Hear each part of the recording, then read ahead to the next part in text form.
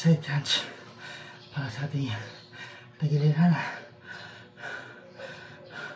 Dito yan, side bellies natin.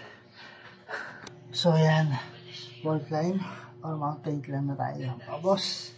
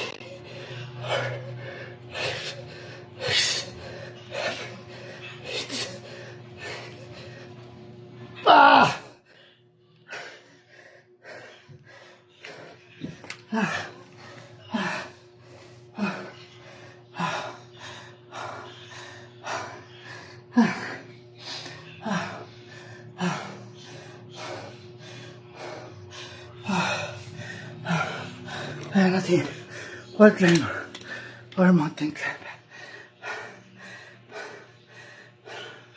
Para sa core, ating abdominal, at the same time, cardio na rin siya, mga boss.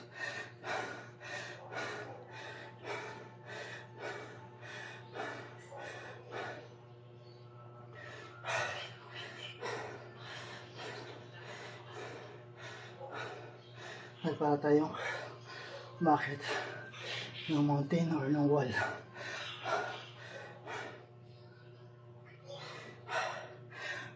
$80 counts yan, mga boss.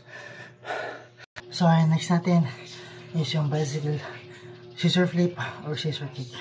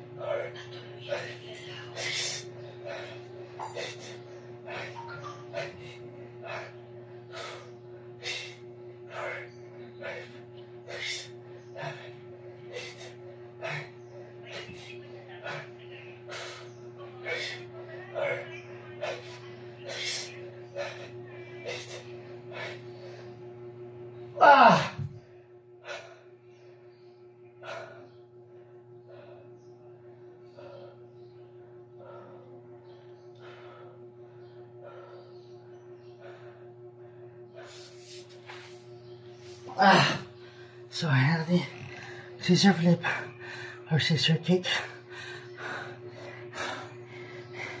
100 counts para sa ating lower at core ng ating abdominal muscle.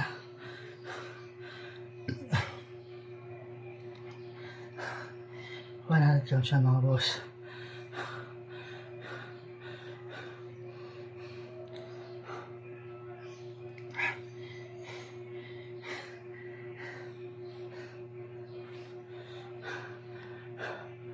Ayan, next natin is yung abdominal crunch.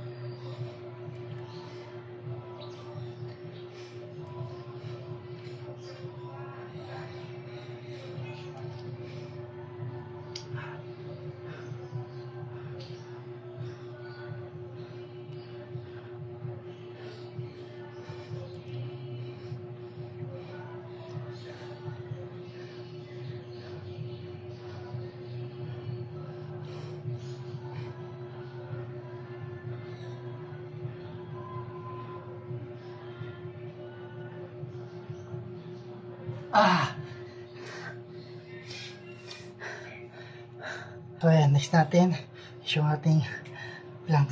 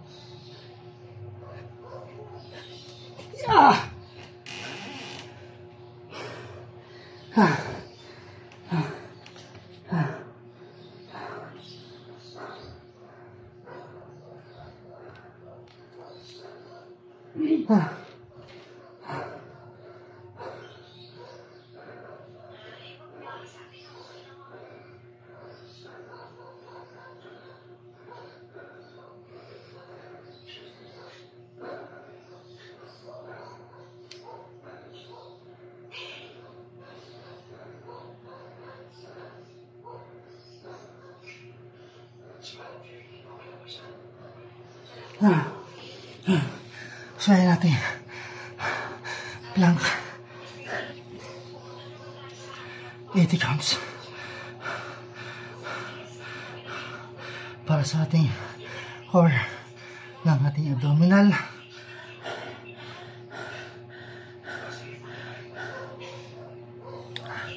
Para mag-contract yung ating abdominal muscle. So, body weight ko at body weight ng kasama ko ang gamit ko dyan. Para maramdaman ko yung para sa pag-contract ng sa abdominal muscle.